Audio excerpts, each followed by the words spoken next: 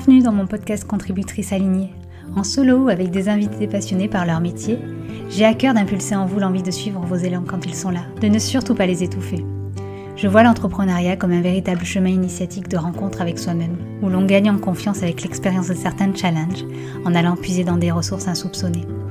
Avec ce podcast, je souhaite aussi donner la parole à toutes ces femmes créatrices qui restent souvent dans l'ombre, afin qu'elles nous partagent leur manière de vivre l'entrepreneuriat et le grand message qu'elles souhaitent diffuser à travers leurs soins ou leurs accompagnements. Nous avons plus que jamais besoin de toutes ces propositions humaines, alors arrêtons de douter de notre rôle, osons nous montrer et occuper notre place.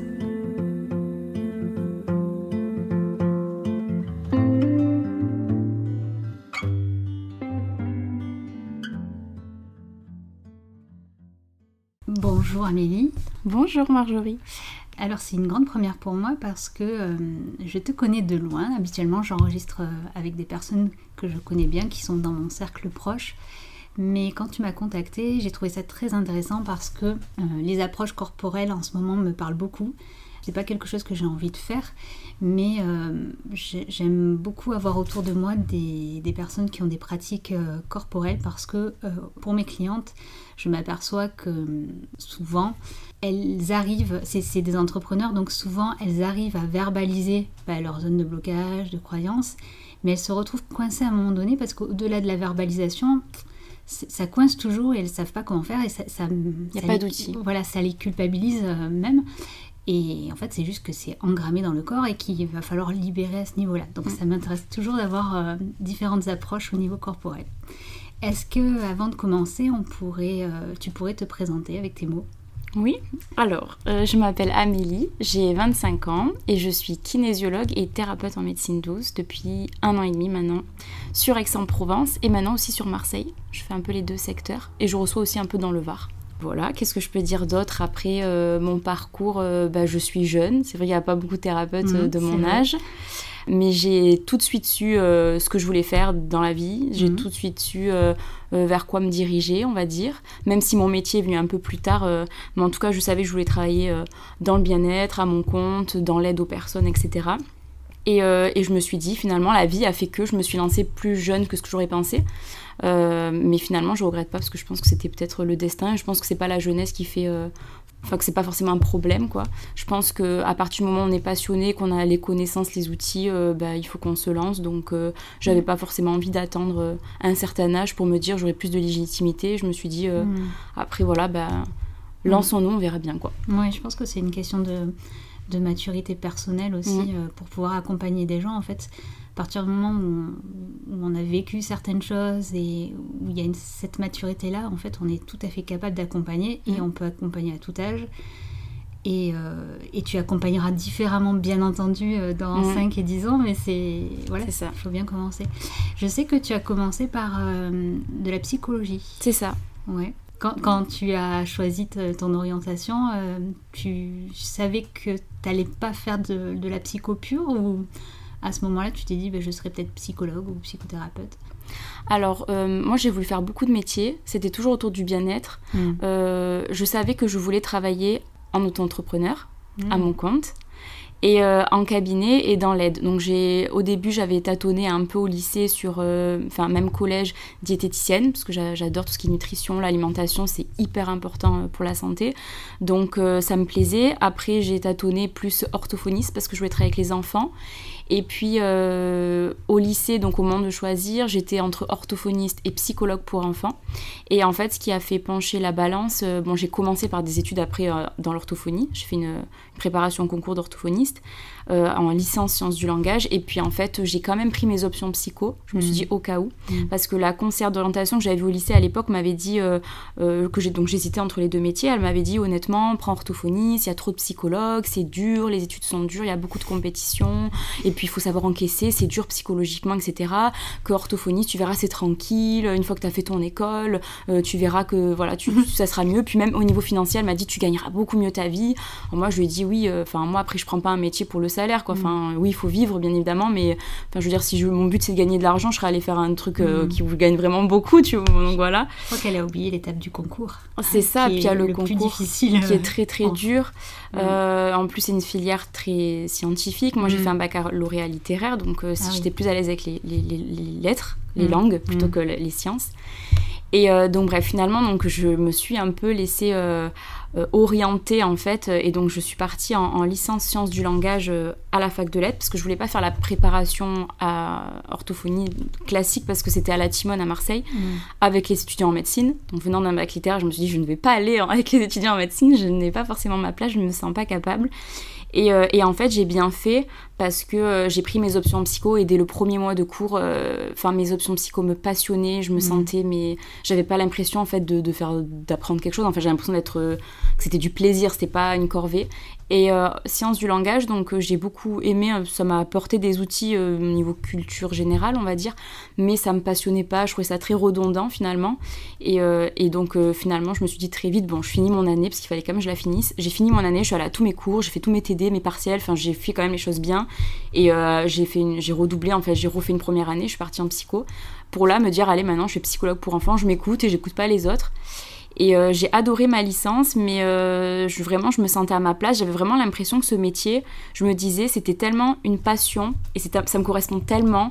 Je suis tellement au quotidien déjà, j'adore parler, communiquer, écouter les gens, savoir leur histoire, comment ils en sont arrivés là. Puis je trouve que rien n'arrive par hasard, il y a toujours... tout est toute une question de synchronicité aussi. Et ça me passionnait beaucoup. Et du coup, je me disais, mais en fait, quand je me projetais en tant que psychologue dans mon cabinet, recevoir les gens, les aider, je me disais, mais je vais pas travailler en fait. C'est tellement un plaisir que pour moi, je vais jamais travailler en fait. Ça va être du bonheur à l'état pur. Bon, même si c'est un métier qui est difficile, hein, après, comme dans tout métier, il y a des points négatifs. Et en fait, donc j'ai adoré mes études, mais très vite, je me suis rendu compte que il manquait quelque chose. En fait, la psycho, c'est vrai qu'il y avait un côté très le cerveau, et en fait, on oublie beaucoup le corps. Et moi, j'ai grandi avec mes parents, ils m'ont beaucoup inculqué tout ce qui était médecine douce, ils étaient très ouverts à ça, la culture, ma maman, elle est très portée sur la culture bouddhiste, la méditation, tout ce qui est naturel. Donc, j'étais soignée petite avec des huiles essentielles, avec des techniques de médecine douce, etc. Donc, j'étais très, très proche déjà de ce côté-là.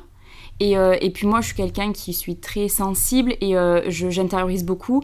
Et en fait, moi, c'est mon corps qui parle. Et j'ai tout le temps, on me dit tout le temps, ma famille, ils rigolent, ils me disent tout le temps, mais toi, t'as toujours l'œuf, quoi. T'as toujours mal quelque part, t'as toujours un truc. Mais en fait, avec le temps, je me suis rendu compte qu'en fait, c'est juste ma façon et la façon de mon corps de me montrer que là, j'ai des émotions. Et moi, mes émotions et ce que je vis, ça passe par mon corps, par des douleurs, par des sensations, par plein de choses. Et ça m'a pris un peu plus de temps pour le comprendre. Et quand je l'ai compris, en fait, je me suis dit, mais c'est fou ce que le corps est capable de manifester. Et même au niveau des maladies, en fait, tout ce qu'on déclare, toutes les maladies, les pathologies, c'est le corps qui s'exprime, c'est les émotions qui s'expriment par le corps. Et ça, en psycho, on le voit pas du tout, quoi. C'est-à-dire que c'est vraiment le cerveau, le côté psychologique, la neuro à la rigueur, mais pas le corps, en fait. Il y a vraiment une distinction. Et au bout d'un moment, je me suis dit... c'est bien la psycho, mais en fait tout marche ensemble, quoi. Et moi j'étais vachement en plus du coup à me renseigner, à beaucoup me cultiver sur le côté médecine chinoise, médecine douce, et eux vraiment ils ont cette approche du corps et de la santé où on voit le corps en globalité, c'est-à-dire que en médecine chinoise, les Chinois ils rient de nous quand ils voient qu'il y a un médecin pour les yeux, un médecin pour le pied, un médecin pour le dos, un médecin pour le ventre, parce que un problème au ventre ça peut être émotionnel, un problème à la hanche ça peut venir de l'épaule, tout est imbriqué. Et c'est vrai que il est arrivé un moment en fait où vraiment j'ai eu le déclic, je sentais que ça me plaisait mais qu'il manquait un truc, j'étais pas nourrie 100%. Et je me projetais de moins en moins. Et un jour, en TD de psychologie clinique, j'ai un prof, donc on parlait de je sais plus quelle pathologie. Et moi, j'ai demandé, j'ai dit, au bout de combien de temps la personne, en fait, elle est guérie, entre guillemets, quoi. Je dirais, elle va mieux, au bout de combien de séances, au bout de combien de temps, comment on s'en rend compte, etc. Et le prof, du coup, qui était un psychologue, qui est aussi psychologue en cabinet, ils sont tous psychologues en cabinet ou en structure, et après, ils font des cours, m'a dit ah non, mais des fois, ils peuvent venir pendant des années, en fait, leur problème sera pas réglé, ils auront toujours la même thématique, mais au moins, ils en ont conscience, quoi. Et là, en fait, ça m'a fait un électrochoc. Je me suis dit, mais en fait, moi, je veux pas me lever tout le matin pour... Oui, ça fait du bien de parler, ça peut régler plein de choses, mais si la personne, en fait, elle ne règle pas ses problèmes, il n'y a pas de changement concret, il n'y a pas d'action. mais en fait, quelle est mon importance, en fait, quel est mon rôle, enfin, je vais servir à quoi, quelque part. Je pense que la vie, c'est comme le yin et le yang, c'est-à-dire qu'il faut un côté de la réflexion, il faut être dans l'analyse, etc. Mais après, au bout d'un moment, il faut passer à l'action, quoi. C'est-à-dire que le yin, c'est bien, l'introspection, etc. Maintenant, après, il faut matérialiser les choses. Et il n'y avait pas la matérialisation en psychologie, donc c'est vrai que c'est ce qui m'a manqué. Et à ce moment-là, en plus, j'ai eu plein de petites histoires avec la fac. Enfin, au niveau de l'administration, il y avait plein de choses qui faisaient que j'avais beau travailler, etc., avoir mes partiels. Il y avait une année où, en fait, il y avait une femme qui a oublié de rentrer ma note dans le truc, donc ils m'ont noté absente à un examen. Donc, en fait, ça a fait que j'ai pas pu valider mon année. Alors, j'avais les notes pour valider. Enfin, il y a toujours eu des petites... Et j'ai quand même, tant bien que mal, fini ma licence. Et en fait, à ce moment-là, j'ai rencontré la kinésio pour moi-même. J'étais déjà très habituée en fait à toutes les médecines douces. J'avais déjà vu des psychologues, des sophrologues, j'ai fait de l'hypnothérapie, j'ai fait plein de médecines un peu alternatives, etc. pour plein de problématiques que j'avais, qui me posaient souci. Et il y a eu des choses qui m'ont aidée, mais globalement, il y a eu une période de ma vie où en fait, je voyais qu'il y avait un moment où en fait, ça m'aidait à prendre conscience, mais en fait, j'arrivais au bord du précipice en mode, ok, maintenant on a pris conscience, on sait, on comprend, je me connais 1000 fois mieux que ce que je me connaissais avant, etc. Mais maintenant, mon problème, il est toujours là, quoi. Enfin, ça part pas. Et je me suis dit, mais il y a un moment en fait où ça suffisait plus. Et j'ai eu de la chance qu'à ce moment-là, donc j'ai toujours travaillé à côté de mes études. Et j'avais une patronne, mais adorable, avec qui on parlait beaucoup, on se tutoyait. C'était vraiment une famille, en fait, ce travail-là. Et elle a vu à une période que j'étais moins bien, que j'ai plein de petits soucis. Vraiment, mon corps parlait. J'ai commencé à faire des intolérances sur des aliments que j'avais aucun problème avant. Tout ce que je mangeais, j'avais des maux de ventre pas possibles. J'ai fait des examens, j'ai vu des naturopathes, j'ai fait plein de choses.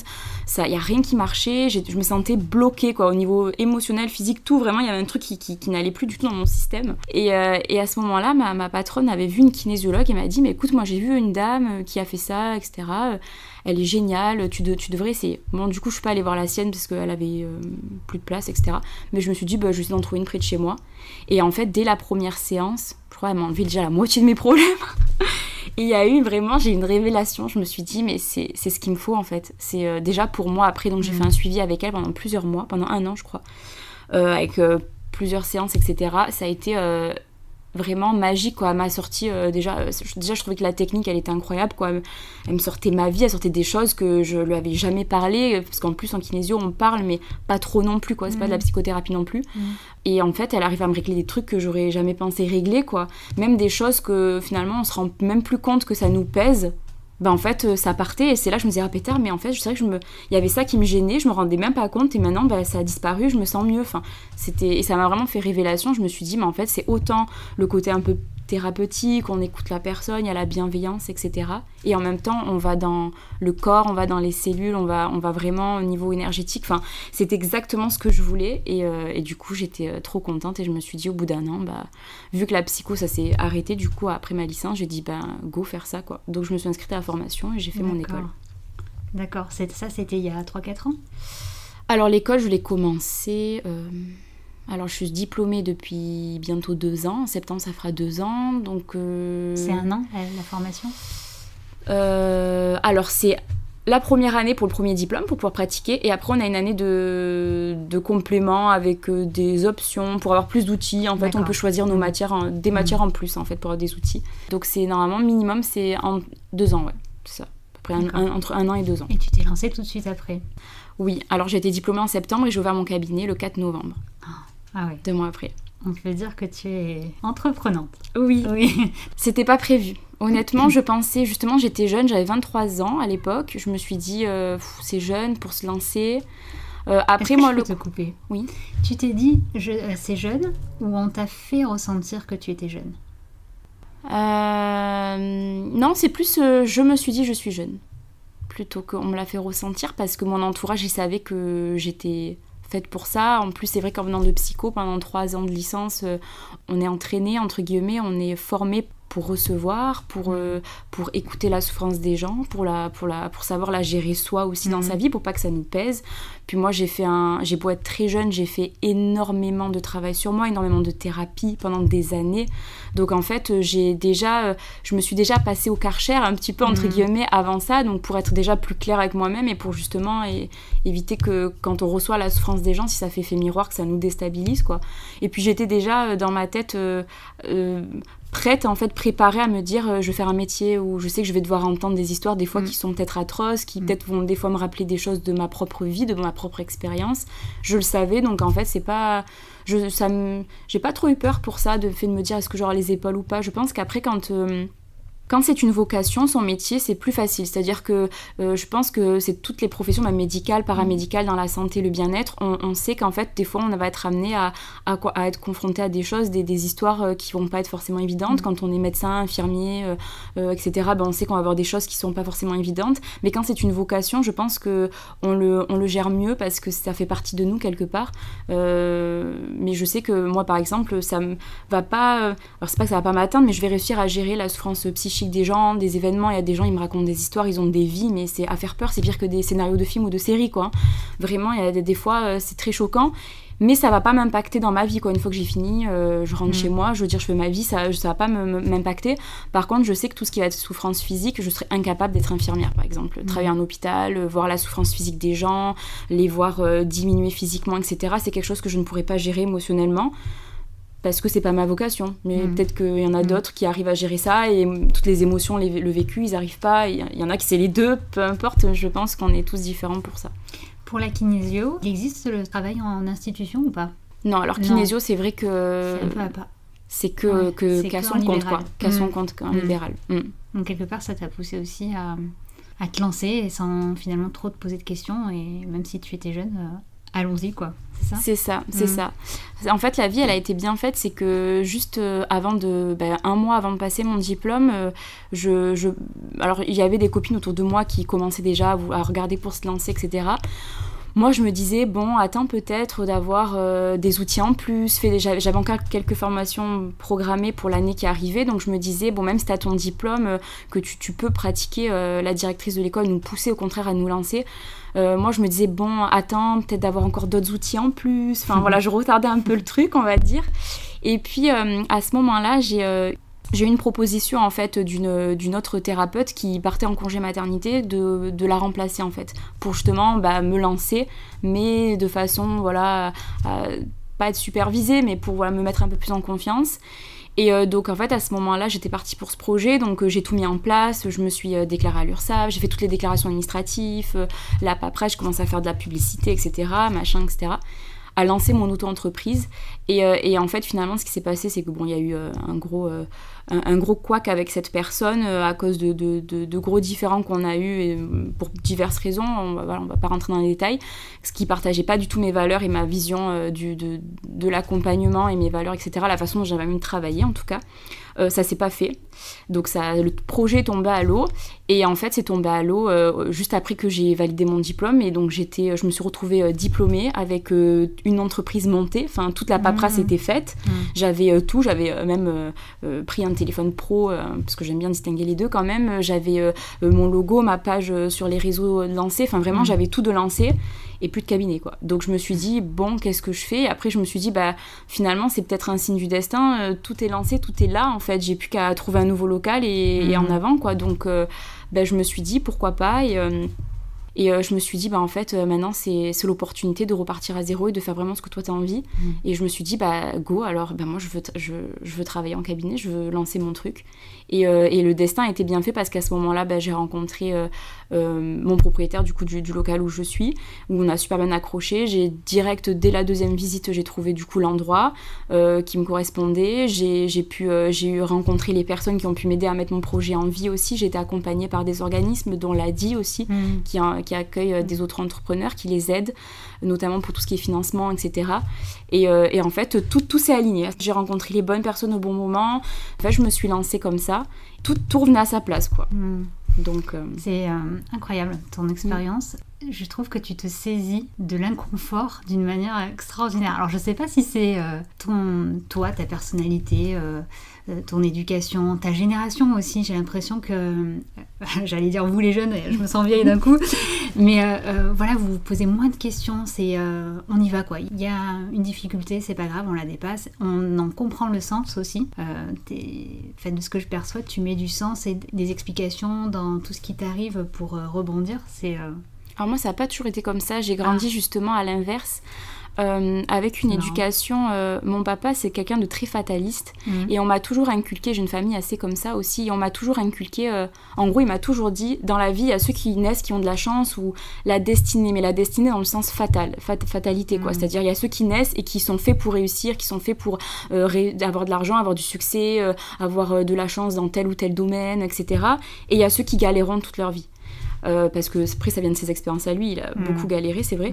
Et en fait il m'a toujours dit ça. Je pense qu'il s'est toujours beaucoup calqué sur moi en me disant si moi j'ai pas eu de chance, en gros il y a peu de chances que t'en aies aussi entre guillemets. Donc en fait il me partageait un peu ses peurs et c'était toujours finalement ou te lancer à ton compte, oui, mais il y avait toujours des raisons, il y a toujours des peurs derrière, et moi je me suis un peu construite en me disant, en fait c'est vrai, en plus j'ai eu une enfance heureuse globalement, mais après c'est vrai quand j'ai grandi, il y a eu beaucoup de choses très compliquées, j'ai eu une adolescence très très très compliquée, malheureusement très jeune, la vie elle m'a montré que des fois elle est pas drôle et que ça peut être très dur, et en fait toucher le fond aussi jeune et vivre des épreuves aussi dures aussi jeune, en fait il y a un moment en fait où en fait entre l'éducation et ça, je me suis dit mais en fait oui je suis comme mon père, j'ai pas de chance, ça va être dur toute ma vie, je vais galérer, la vie c'est des souffrances, et je cultivais un peu j'étais un peu pessimiste en fait.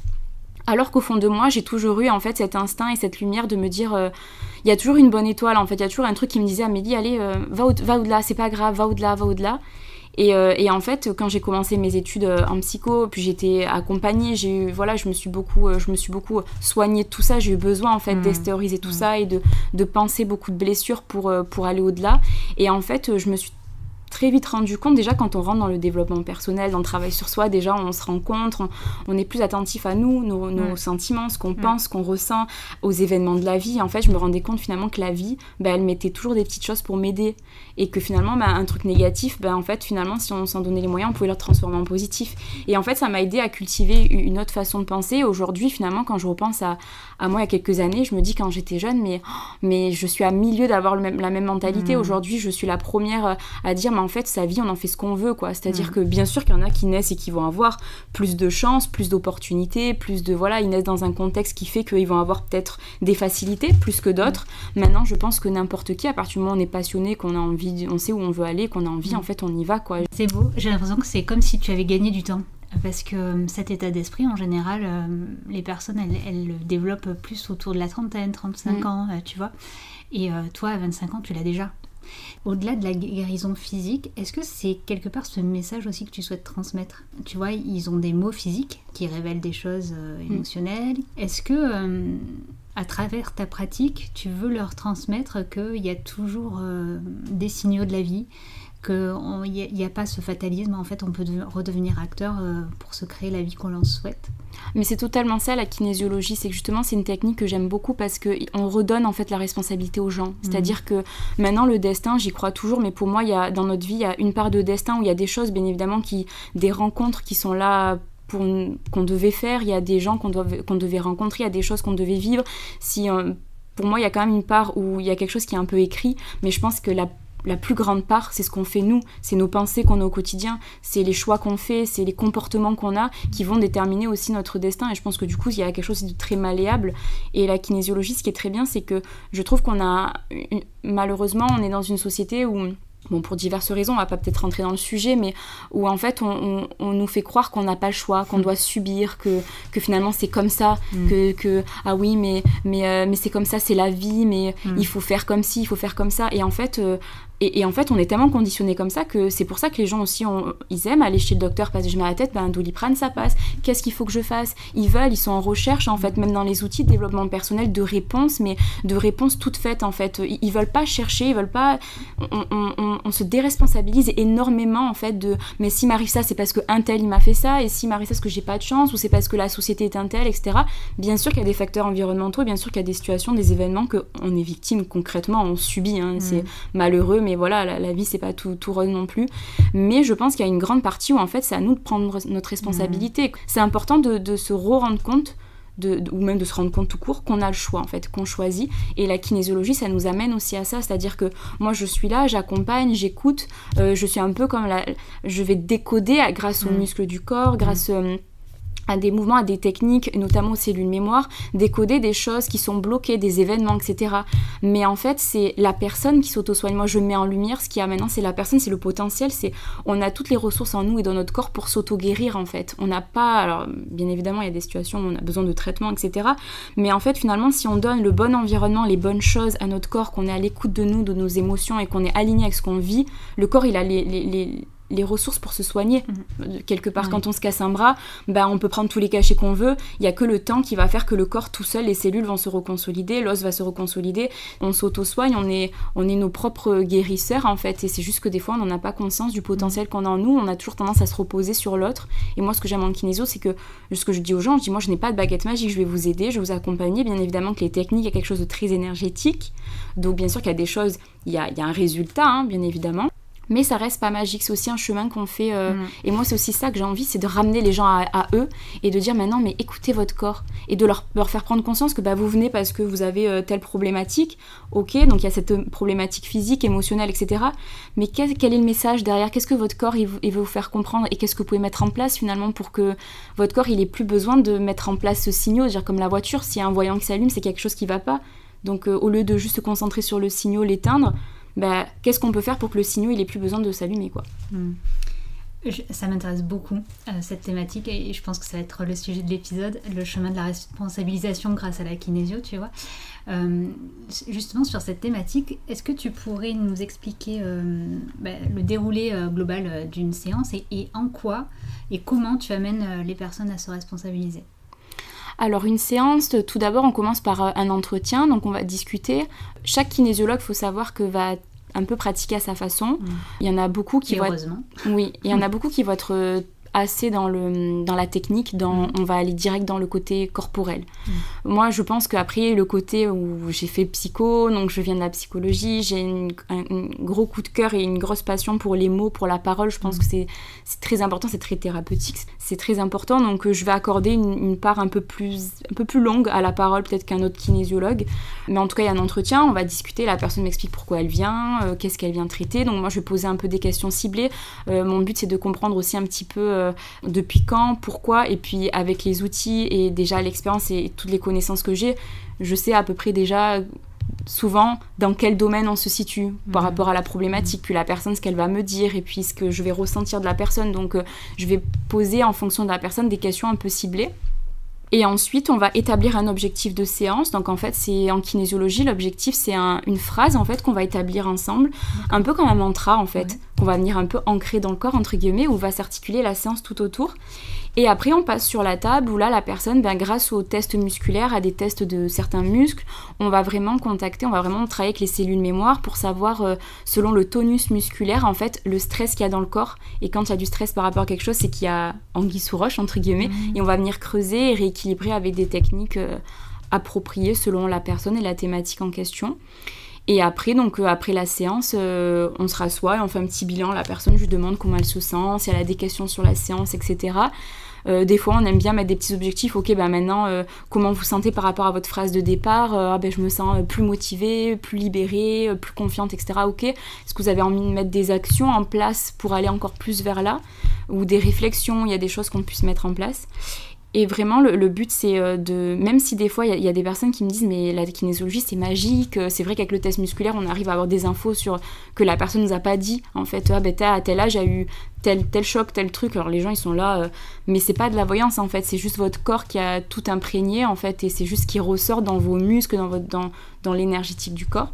Et pour ramener les gens vraiment à la responsabilisation, je leur dis toujours, à la responsabilité, c'est finalement, là moi je leur dis toujours, la séance ça vous fait du bien, ça vous rééquilibre. Maintenant, ce qui est important pour moi, c'est que les personnes, à la fin de la séance, elles aient pris conscience aussi de pourquoi elles ont leurs problématiques. Et finalement, sur quoi elles vont devoir travailler aussi, même en rentrant chez elles et dans leur vie après au quotidien. Parce que c'est bien d'aller régler un problème, mais si finalement le problème vient dans l'environnement et il reste le même, votre problématique, elle reviendra toujours. Et c'est ce que je leur dis, c'est pas magique, quoi. Au bout d'un moment, il faut aussi que vous fassiez un travail de votre côté. C'est aussi tout ça qui est autour de la kinésiologie, quoi. Est-ce que tu es perçue comme une magicienne ? Est-ce que les patients qui viennent te voir, ils attendent de toi que tu fasses tout le travail et eux pas grand-chose ? Pas tout le monde, mais il y en a beaucoup. Il y en a beaucoup qui viennent et qui allez, faites-moi vos équilibrations là, que je reparte et que j'ai plus rien. Mais ça se passe pas comme ça. Donc là, il faut leur expliquer, non, ça ne se passe pas comme ça. Mais il y en a en fait, et c'est pour ça d'ailleurs, et notamment ça a un gros impact aussi sur l'efficacité, c'est-à-dire que il y a des gens qui viennent et qui ont conscience que finalement ça les aide, c'est un travail, c'est une aide. Maintenant, c'est pas magique. Alors ça dépend, il y a des séances où c'est bluffant, quoi. Mais c'est bluffant parce que la personne, elle a envie d'aller mieux, parce que la personne, elle est prête à ça, et parce que la personne, elle met tout en œuvre pour aller vers ça. Maintenant, quelqu'un qui a envie que son problème disparaisse, mais qui, au fond, ne veut pas régler le problème de fond, qui n'a pas envie, qui se met des œillères, qui est bloqué et qui veut pas comprendre d'où ça vient et qui en fait veut juste régler le problème physique. C'est ça. Et en fait cette personne là, elle aura beaucoup moins de résultats parce que finalement la racine, on n'est pas allé forcément à la racine. Donc je reçois beaucoup d'enfants et les séances sont bluffantes sur les enfants parce qu'ils sont dans l'intuition. Les enfants, ils sont juste eux-mêmes, ils sont vraiment dans leur instinct. Ils n'ont pas le mental qui parasite et les normes qui parasitent, etc. Donc en fait, on va directement à la source. Et généralement, en une séance, maxi 2, le problème est résolu, quoi. Qu'un adulte, il va conscientiser, il va se mettre des croyances limitantes, il va se mettre des barrières. Oui, mais il faut pas que je ressente ça, mais il faut pas que je fasse ça. Oui, mais si, oui, mais ça. Il y a les peurs qui rentrent en jeu, il y a plein de choses. Il y a la société, mais oui, mais si je m'autorise à ça, mais que vont dire les autres et que vont dire mon entourage et si... Puis le changement, ça fait peur aussi des fois. Et il y a plein de choses qui rentrent en jeu qui fait aussi que des fois, il y a des séances qui vont être bluffantes et puis il y a des fois des séances où ça va prendre plus de temps pour pouvoir atteindre l'objectif. Ça fait bientôt 2 ans maintenant que tu es lancée. Est-ce que tu vois une différence, toujours sur ce thème-là, sur ta patientèle ? Est-ce que les gens qui viennent à toi sont des gens un peu plus conscients de ce qu'ils veulent travailler avec toi, un peu plus acteurs, ou finalement tu as toujours les mêmes proportions de personnes qui attendent de toi que tu fasses tout et... Non, il y a quand même plus de gens qui sont conscients. Mais je pense que c'est aussi parce qu'on est dans une ère où on est plus ouvert au développement personnel, à la connaissance de soi. On a plus d'outils, notamment avec les podcasts, avec les lectures, avec les réseaux sociaux, avec des comptes qui sont dédiés à ça. Après, je pense qu'il faut faire attention parce que malheureusement, je pense qu'on trouve un peu de tout et n'importe quoi. Aussi, il y a des gens qui sont formés, qui ont des connaissances, et puis après il y a des gens qui je pense que malheureusement, en plus quand on est dans une période où on n'est pas bien, on va essayer de se raccrocher à des choses qui vont nous rassurer, mais il y a des fois des outils ou des choses qu'on peut trouver qui sont peut-être pas forcément hyper adapté, quoi. Je veux dire, par exemple, on entend beaucoup dans le développement personnel aimez-vous et les autres vous aimeront. Si vous aimez pas, si dans vos relations vous êtes pas aimé, c'est parce que vous-même vous aimez pas. Mais dites ça à quelqu'un qui a un vrai problème dans son éducation, qui a grandi avec des parents qui ne l'ont pas aimé, choyé, qui ne l'ont pas aidé à se construire cet amour personnel et cette confiance en soi et cette estime personnelle. Allez lui dire non mais de toute façon, si les hommes ne vous aiment pas, c'est juste parce que vous les femmes, c'est juste parce que vous aimez pas, en fait. C'est hyper culpabilisant, c'est violent de se prendre ça dans la figure. Donc je pense que c'est pour ça que c'est important aussi de piocher les bonnes ressources, quoi, de faire attention, parce que derrière un mal-être, il y a plein de choses qui rentrent en jeu, et notamment pour ce sujet-là, l'amour de soi, à la base, ça part des autres. C'est-à-dire que l'enfant, pour se construire son amour de lui, il a besoin à la base de la base que ses parents l'aiment, en fait. C'est parce que ses parents vont l'aimer et vont prendre soin de lui qu'il va se dire, entre guillemets, je suis digne, et qu'il va s'aimer, et c'est comme ça qu'aussi ça se développe. Donc on est des êtres sociaux, on a besoin des autres aussi. Donc pareil, je suis mon propre pilier, je n'ai besoin de personne.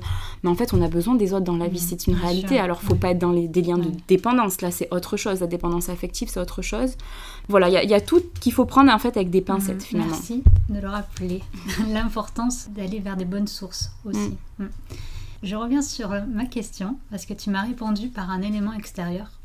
Sur le fait que les gens sont beaucoup plus informés aujourd'hui sur le développement perso, ils s'intéressent beaucoup à ça, surtout depuis 2020, forcément, ils ont eu plus de temps pour s'y consacrer. Mais est-ce que tu penses pas aussi que dans ta manière de communiquer, donc là ça te concerne toi, tu ne dégages pas ça et que peut-être que du coup tu vas attirer des personnes qui sont déjà sur ce chemin de responsabilité? Oui, je pense qu'après, ma façon de pratiquer et même ce que je dégage, sûrement, c'est ça aussi. C'est le côté de la responsabilisation, du travail sur soi. Et je pense... après, je pense qu'il n'y a pas de choses anodines dans la vie. Il n'y a pas très longtemps, c'était l'année dernière, j'ai fait un salon du bien-être et j'ai rencontré notamment une dame, une thérapeute, et on discutait. Et elle était beaucoup dans tout ce qui était symbolique. Et quand elle m'a demandé mon prénom, elle m'a dit « Amélie, c'est joli ». Elle me dit « Tu sais que la symbolique, c'est une femme qui lit les âmes ». Et en fait, ça m'a beaucoup parlé parce que finalement, elle m'a dit, en fait, ta mission, c'est d'aider les gens à se reconnecter à leur âme, à leur vrai chemin, à eux, finalement. Et ça m'a fait écho, notamment, j'avais vu ton post quand tu parlais de ton nom de famille. Oui. Et en fait, je pense qu'il n'y a pas de choses au hasard, finalement. Et c'est vrai que c'est un peu ma mission, entre guillemets, à travers mon métier. C'est pas seulement que la personne, elle parte, je sais pas, elle vient parce qu'elle a tel problème récurrent, elle part, elle a plus rien. Bien évidemment que c'est aussi le but, les gens ils consultent pour ça. Mais moi, mon but, c'est au-delà, en fait, de ça. C'est que la personne, quand elle part, elle ait appris des choses sur elle puisse être finalement je ne vais pas dire son propre médecin, mais presque en fait. C'est-à-dire vraiment de revenir à soi, se dire ok, maintenant j'ai compris grâce à la séance, grâce au travail que j'ai fait en kinésiologie ou avec d'autres techniques de médecine douce, que en fait mon corps il est là pour me parler, que finalement ce que je ressens, d'apprendre à se connaître et de finalement après être capable de alors pas diagnostiquer, mais de s'auto-aider en fait au quotidien. C'est ça aussi le but. C'est plus de repérer, d'être à l'écoute des messages de son corps. C'est ça. D'aller comprendre ce qui se joue derrière au-delà du simple bobo, quoi. Ah oui. Ah totalement, c'est le corps, c'est le meilleur messager qu'on puisse avoir, hein. Et même si des fois il met en place des choses bien désagréables pour nous envoyer des messages, c'est jamais anodin, quoi, je veux dire. On va se diriger vers la fin de cet épisode, si tu veux bien. J'ai quelques questions qui sont globalement toujours les mêmes à chaque fois. Est-ce que tu aurais un livre, une citation, un podcast à nous recommander, une source qui te fait du bien? Alors moi, une grande inspiration que j'ai, maintenant c'est que les réseaux sociaux, on a beaucoup d'outils. Même beaucoup trop peut-être des fois. Oui, peut-être beaucoup trop, maintenant on se perd un peu. Ouais. Je pense qu'il ne faut pas oublier que même les propositions qu'on a sur les réseaux, etc., il n'y a pas de... Il faut prendre ce qui nous plaît, quoi. Je veux dire, c'est pas parce qu'une personne dit ça ou pense ça que ça veut dire que c'est la réalité ou que c'est notre propre réalité ou que c'est le cas pour nous aussi. Moi, il y a une personne qui m'inspire énormément, que je suis depuis de nombreuses années sur les réseaux. Alors, c'est un couple, mais là, c'est plus... elle s'appelle Mimi Icon. C'est, avec son mari, ils ont créé le 5 Minute Journal. C'est un petit journal de 5 minutes de gratitude. Ils ont un podcast, etc. Ils ont 35 ans tous les deux. Il est jaune, le livre, le petit livre, c'est un petit format... C'est un petit livre, oui. Jaune ou rouge, je sais pas. Non, je crois qu'il est gris. Ah. Maintenant, il est gris. D'accord. Et ils ont un podcast, etc. Et ils partagent beaucoup sur justement tout ce qui est développement personnel. Et c'est vraiment des personnes qui m'inspirent beaucoup. Ils habitent à Londres, c'est des Anglais, mais vraiment, j'aime beaucoup ce qu'ils partagent, etc.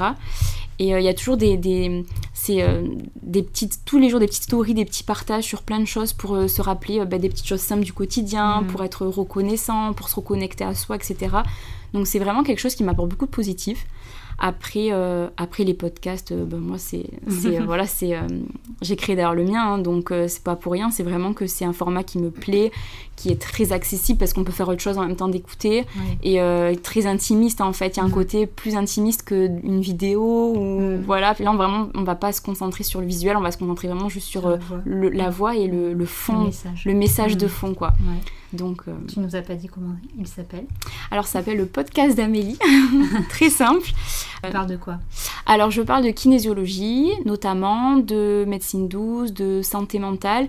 Mon but c'était vraiment de pouvoir partager tout ce qui me plaît à travers mon métier et tous les outils que j'ai pu acquérir avec le temps dans mes formations, dans mes études, dans mon travail au quotidien, sur le fait justement de mieux se connaître, d'avancer en fait vers soi, des outils aussi grâce à la kinésiologie, parce que c'est vrai que notamment dans l'épisode sur la kinésiologie que j'ai fait dans mon podcast, j'en parle beaucoup, mais c'est vrai que ces études-là, outre m'avoir appris un métier, une technique, c'est l'école de la vie, quoi. Enfin, vraiment, j'étais bluffée de ces études, de me dire, mais il y a des choses qu'on devrait nous inculquer dès l'enfance, dès l'école, tellement c'est pertinent, c'est des choses, on nous apprend pas à nous connaître, on nous apprend pas à savoir ce qui nous plaît, à savoir ce qui est fait pour nous, on nous apprend pas à aller vers ce qui est bon pour nous, à nous écouter, à écouter notre corps, à écouter notre intuition, à écouter la vie, à écouter un peu les signes. Enfin, on nous apprend pas à être heureux, en fait, et surtout, c'est à créer notre propre bonheur, parce qu'on nous inculque un peu, le bonheur, c'est ça, il faut avoir réussi ça, avant tel âge, faire telle chose, etc. Mais en fait, non, peut-être que pour d'autres, le bonheur, c'est une recette qui est différente pour chaque personne, et ça, on nous l'apprend pas, donc... Voilà, il y a plein de choses finalement que si on nous apprenait un peu plus à revenir vers nous, je pense que beaucoup de choses seraient différentes et on serait tous déjà plus heureux, plus alignés, je pense aussi. Tu prêches une convaincue. Merci à toi. Si on veut te retrouver facilement, sur les réseaux sociaux. Oui. Voilà. Moi, j'ai pas de site internet pour l'instant parce que j'en trouvais pas l'utilité. J'ai une page sur Instagram, donc c'est A-du-bas. Je crois que c'est le tiré du 8. Voilà, kinésiologie. D'accord. Et Facebook, Amélie Kinésiologie. Et après, le podcast disponible sur Spotify encore et plein de plateformes. Du coup, le podcast d'Amélie. Voilà. Aujourd'hui, tu consultes forcément que en présentiel, puisque j'imagine que c'est pas une technique que tu peux faire à distance. Oui, aujourd'hui, je consulte uniquement en cabinet. D'accord. Voilà, sur Aix-en-Provence. Tu projettes de proposer autre chose pour les personnes à distance ou te former sur autre chose? Oui, je suis en train justement de voir pour partir sur des... Alors déjà, j'ai mis en place là depuis quelques mois où j'interviens maintenant en entreprise pour faire de la prévention, notamment tout ce qui va être gestion du stress, gestion des émotions, le burn-out aussi, parce qu'il y a malheureusement c'est la maladie du siècle comme on le dit, et on n'est pas assez informé à ce niveau-là. Puis il faut savoir que le milieu en entreprise, pour avoir travaillé pendant de nombreuses années, en plus de mes études, c'est pour la plupart catastrophique en fait les conditions des employés. Et ça pèse en fait sur la santé, donc pour moi c'est très important d'aller directement en entreprise pour pouvoir un petit peu aider. Donc j'ai mis en place des ateliers pour les entreprises avec des séances, etc. Et là donc le projet ça serait de créer des ateliers aussi de groupe, mais pour les personnes qui ne sont pas en entreprise. Et là notamment j'ai normalement une formation prévue début 2024 pour des techniques, en fait allier la kinésiologie avec des techniques de sophrologie, de respiration, pour faire des cours collectifs notamment. En plus, alors pas yoga non plus parce que je fais pas de yoga et je suis pas formée là-dedans, mais plus voilà, sur quelque chose de corporel pour se reconnecter à soi, à son corps, à ses sensations, avec toujours des outils de kinésiologie pour rééquilibrer aussi les petits mots du quotidien, etc. Donc, pour proposer des ateliers à la journée, c'est ça? C'est plus des ateliers d'1 heure, 2 heures avec des thématiques, etc. Pour l'instant, je sais pas exactement comment je vais le formuler, mais oui, j'ai envie de pouvoir étendre un peu plus au côté peut-être un peu plus large. Avec d'autres professionnels. Peut-être avec d'autres professionnels aussi. Des conférences aussi. J'ai été contactée pour faire notamment 2 cercles pour faire des conférences sur le bien-être, parce que j'adore parler. Donc les conférences, ça a toujours été un objectif de faire ça. J'en ai fait quelques-uns en salon de bien-être et j'ai adoré. Peut-être un jour écrire un livre, parce que j'adore l'écriture. Bon, déjà il y a le podcast qui était un rêve depuis longtemps, que voilà, déjà ça s'est fait, mais après oui, de toute façon je pense que je continuerai à avoir des projets tout au long de ma carrière entre guillemets. Je veux pas me cantonner juste au cabinet, aux consultations. Ça me passionne, mais j'aime bien qu'il y ait divers domaines et aller encore plus loin en fait, aller atteindre les gens encore plus loin, surtout que la kinésiologie c'est encore très peu connu. C'est aussi un peu le problème dont on fait face nous les kinésiologues, c'est que contrairement à un hypnothérapeute, un sophrologue, etc., quand on dit kinésiologie, les gens ils nous disent hein, c'est quoi? Donc le but aussi pour moi c'est de faire connaître aussi la kinésiologie, de l'étendre au plus grand nombre pour que les personnes ils aient plus pour que ça se démocratise, pour que ça se démocratise aussi, ouais. D'accord, super. Merci Amélie, c'était un moment pour moi très frais, très vivant. Tu as une super énergie, donc merci à toi. Merci à toi. Waouh, quel shoot de fraîcheur et de vitalité, et de maturité aussi, parce que 25 ans, faut pas l'oublier. Si j'essaie de me souvenir comment j'étais à 25 ans, je pense que j'étais bien moins avancée sur mon chemin d'éveil. Donc ça laisse beaucoup d'espoir aussi sur les générations futures. Si tu as aimé cet épisode, je t'invite à le partager plus largement autour de toi et sur les réseaux sociaux. Et moi, je te dis à très vite.